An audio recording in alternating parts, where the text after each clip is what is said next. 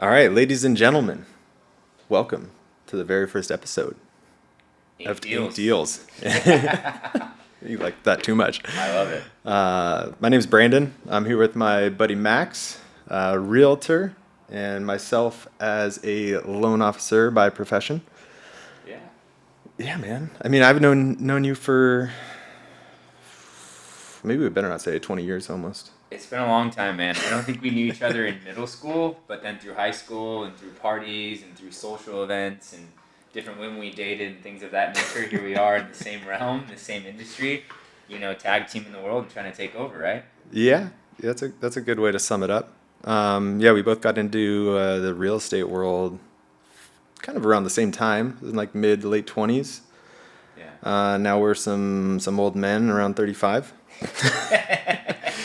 Yeah, So- we still have all our hair. We still have, a decent physique, and here we are trying to make ends meet. We'll have right? all our hair. Yeah, man. I got started because I was a personal trainer at a gym. Okay. And then there was actually another single dad at the time that like worked out every day, and Nice. we got to talking one day, and he's like, "Hey, you ever thought about doing the mortgage industry?" I was like, "No." Never has crossed my mind once Yeah. in my Okay. 23 or Okay. 24 years of life. Yeah. But actually, he's a great dude, and he got me completely hooked. I went home and like researched it.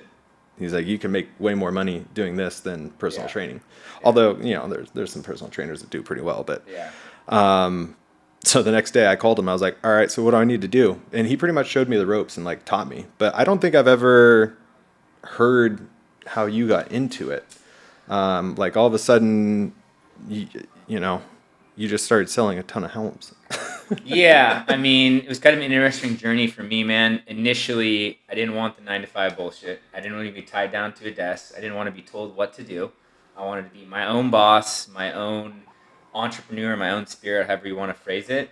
And I know specifically, I remember the exact point in time when I knew that I was supposed to be in some facet of real estate. I was actually, because I group racing motocross, and I was with my buddy, and we were out on a trip, and he had his computer with him, and he was like, answering some emails, sending out some offer, which I didn't know what that was at the time. And I literally was like, "What are you doing, man? Like, we're about to go for a ride." And he's like, "I have to just get this offer out right now, and then we're going to open escrow tomorrow." I was like, "I don't know what escrow is. I don't know what the offer is." All I knew is, well, how much money are you going to make? He's like, 20 grand. I was like, sweet. So you're making money while we're at the motocross track. I was like, done. Where do I sign up? And so I think from there, it was kind of a, unique journey in regards to, it's basically feast or famine, right? There's no threshold. There's, no cap. There's no anything essentially that holds you back from being ultra successful. Except yourself. Exactly, except Yeah. yourself. And when you're your own boss and you're, self-employed, you have to hold accountability for everything that you do. So for me, that was a huge thing to kind of help push me to be just a stronger, better, more cutthroat version of myself. So yeah, got my first deal signed when I didn't have my license. My buddy had his license. We were partners. He had to be in the appointment with Allegedly, me. you didn't have your Allegedly, license. yeah. It's neither here nor there. But nonetheless, he had to be in the appointment with me. We had to get the deal signed with his name on it and my name as like a co-listing agent or whatever. Yeah. And then 2 weeks later, I got my license. First sale was 1.83 million, and it's off the races from there. So you don't look back when you hit the ground running as hard as I did, because what's the point? I don't want to go backwards in life. Do you? No. Let's reverse. Exactly, right? First sale, 1.83 million. Yeah. Wow. It's a beautiful payday, man. Coming from some shitbox 9 to 5, I think I was building pools or something at the time, and I met the client because I was working on their pool, and their son raced motocross, and I raced motocross, and next thing you knew, she wanted to work with me. So Interesting. yeah, it's all about just talking to people. You could have man. become Smile. a pool boy. I mean, Yeah. I could see it. Yeah, pool boys are good looking. Yeah. And, don't make any money, but what the hell? Kind of also your clientele, but Yeah. I mean, to be honest, man, it really just comes down to networking, just being yourself and kind of not holding anything back. You know? You're like a networking beast. That's really all. I mean, it's like I said, feast or famine, man. If Yeah. I'm not at the country club, if I'm not at the freaking motocross track, if I'm not, in here doing podcasts, like no one's going to hear me or my agenda or, how I can help them. This is true. So This is true. that's really what we can do, man. No, I hear you on that. So- I hear you. Yeah, and for those that are just listening, they didn't get to see your, like, what was that, the Instagram post of playing around a golf at your new country club. Well, to speak in regards to that, I am not a good golfer. I have a very bad back. It's hereditary. It's fused. It's completely messed up. So golf is not my forte. Oh, I feel way But- better about going golfing with you now. Oh, you do? Oh yeah, 100%. Okay. Yeah, I mean, I've never golfed, but besides the driving range, Oh, okay. and I vividly remember when I was probably like my son's age or younger, so Okay. 13, 12. I went to the driving range and hit the ball beautifully. Only problem was club also. Went like You're one of those guys. 15 Hey, you're places one of those down. guys. And then I was like, yeah, Dad, I don't think I want to golf. Like the amount of sheer embarrassment that came over me, I was like, yeah, this isn't for me. It's wild, man. I mean, at the end of the day, you just do those types of things for networking, and that's essentially how you create a clientele base. Yeah. So, you know what I mean? With that being said, I know, we kind of wanted to go over our journey, how we got into real estate and into lending, and then kind of some of the bigger deals that we've done or some of the unique deals that we've done. So, for you, what's a deal that you got into that had so many moving pieces you didn't think you'd get it done, but then you did? I have one, and I still remember it because it was probably at this point, I don't know, 7 years ago, something like that. And it was a refinance. It wasn't even a purchase, but it was the story of the guy and his family and everything. It was an ugly one, Okay. but it turned out more beautiful as it went on. So he worked a very high security like government job, made great money, but his poor family, like him as the sole breadwinner, and I think at the time his wife had leukemia. I think he had a daughter that also came down with some critical condition, and then he had like 2 other kids. And so he had just accumulated a ton of debt because he was they were doing everything they could to really find cures, treatments, medical bills, like all kinds of stuff. And the first time I talked to this guy, like it was probably a 2-hour conversation. We connected really well, and we're just going through all these scenarios. And I didn't know if I was going to help him because his credit score was bad, just because life happened to him, Yeah. like real fast. This is all like dominoes, boom, boom, boom, like 2 or 3 different things. I think he also had a parent that passed away, and just all this stuff. And we were actually able to I did 2 or 3 transactions over the span of a year and a half or so. Yeah. Essentially just debt consolidations. But like each time, that first time we did a debt consolidation, it was a horrible, like no FICO, FHA So, type. in a nutshell, and for sake of time and sake of argument, I mean, what do you think was like the 2 biggest things that you had to overcome in that transaction to get it done? I had to ignore my managers Sweet. who told me not to do the deal. Nice. So that was a big You're out one. on your own. Yeah, Okay, yeah. good. So I mean, I brought that thing in, and they were like, "You should not do this." And I was like, after talking to this guy, there's no way I'm not doing my best to at least try. Okay. And then fighting with processors and underwriters to get it done. Okay. I was doing everything I could. Like if they came back Yeah. with one thing, it's like, oh, I got this guideline says this, and I'm shooting it over to them and just going back and forth. I mean, yeah, pretty much a bunch of people telling you no, you can't do it, and eventually getting it done. And then the subsequent ones got easier, but overall, I think he ended up saving like his monthly cash flow changed by thousands of dollars just being able to wrap things up. To all our 2 or 3 listeners out there, would it be fair to say that thinking you can get into real estate or lending and make a massive amount of money extremely quickly with little to no perseverance or chaos is a true statement? Yeah. No, I'm just kidding. No, I know personally, I hear that a lot from people, from my followers, from people I've mentored. They're like, well, hey man, you did so much so quickly, like I should get into real estate. I want to be a millionaire. I want to make $100,000 in a month. I want to do whatever. And then I explained to them there's less than 1% that actually do that. And if so, they're probably on Prozac, Xanax, and 17 other things just to get through the day, right? Yeah. No, it's same on the lending side. Maybe a little bit more of a technical aspect on the lending side, but you need that personality, you need that perseverance, you need to, it really takes a lot because, as you've seen now, I think there's a third of the loan officers left from like 2 years ago that are actually still in the industry, and realtors. I mean, same kind of thing. It's definitely, you got to adapt, and you got to develop different ways to get clients, help people.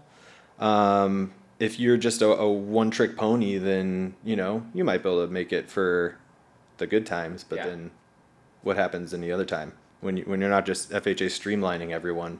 No, I hear you, man. I mean, it's definitely a volatile industry, and I think when it's good, and when it's bad, it's bad. And like I said before, feast or famine type mentality. I think it's the only way to get through. And I think the next episode we definitely talk about where that direction's going, because from conspiracy theories to actual data, and kind of go in the rabbit hole of where you think it's going, where I think it's going. See if we line up. We disagree.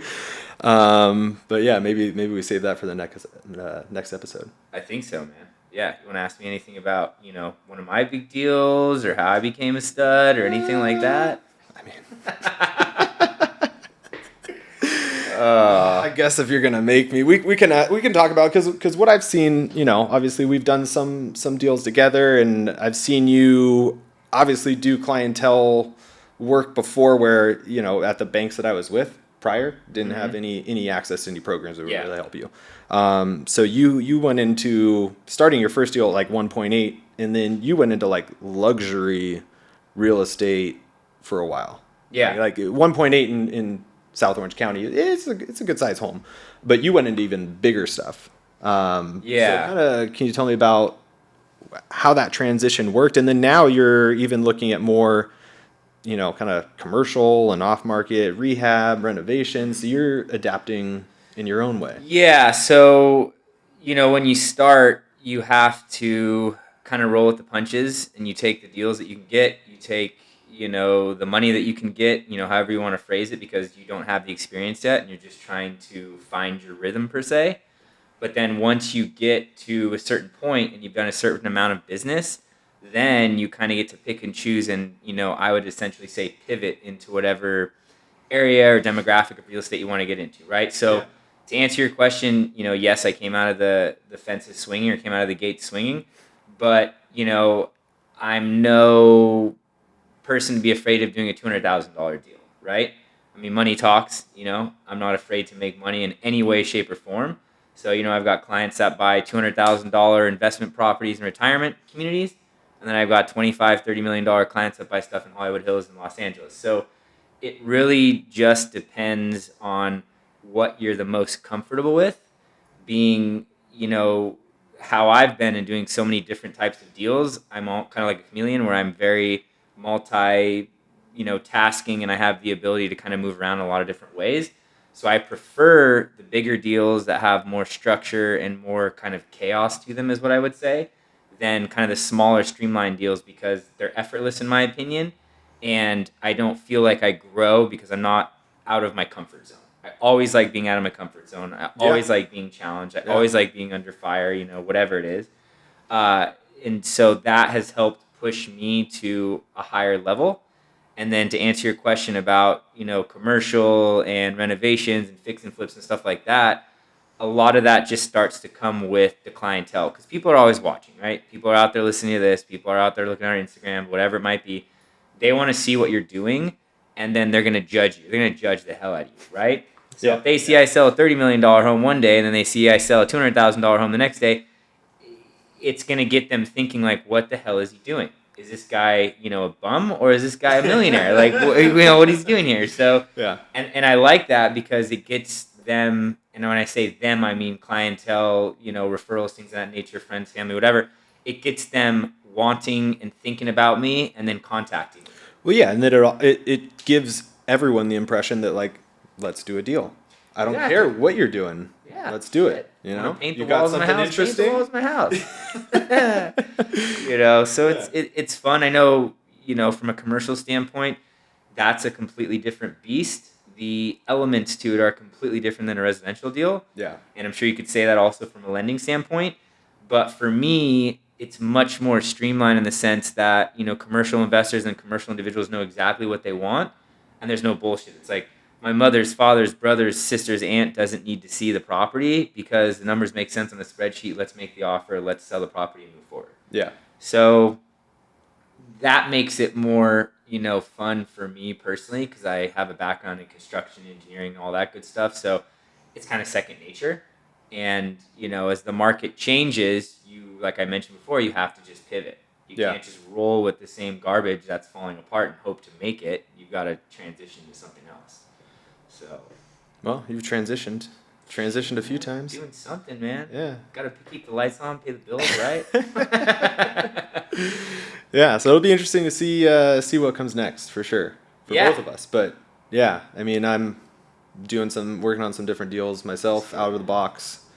You got to do what you got to do in these kind of times. And now that I'm at a place where I can supply those kind of programs, I'm super eager to learn them, and become a master. So. And I know, for the listeners out there, our goal of this podcast is to not only educate and answer, standard questions that we may find online or we may have viewers, type in or whatever it is, but we want to educate people on the market, whether it's real estate, commercial, lending perspective. And then we also want to give, updates in regards to what's going on in the world. So whether it's, top picks for the week or whether it's who's going to win Monday Night Football, we want to know your guys' opinion and we want to kind of help you get there because a lot of our job is to be, multifaceted and be involved in so many different things that, it's kind of like we can help you make bets too, And we're not afraid to disagree. That is 100%. Yeah, we love debating with you. What do you have for us? We'll talk it down. Well, no, I mean, I'm not afraid to disagree with you. I hope you disagree with me. If you didn't disagree with me, what the hell would we be talking about? I don't know. You'd be perfect. Yeah, exactly. We don't want that. There's too many perfect real estate agents out there. At least they try to be. So... yeah, let's dive into this market next week. We'll give you guys some updates and let you know if it's a good time to buy or sell, and then start talking about investments and how you can make your money make money for you. I like that. Yeah, that's a good line. Yeah, that's good stuff. All right. Cheers, everyone. Have a good evening.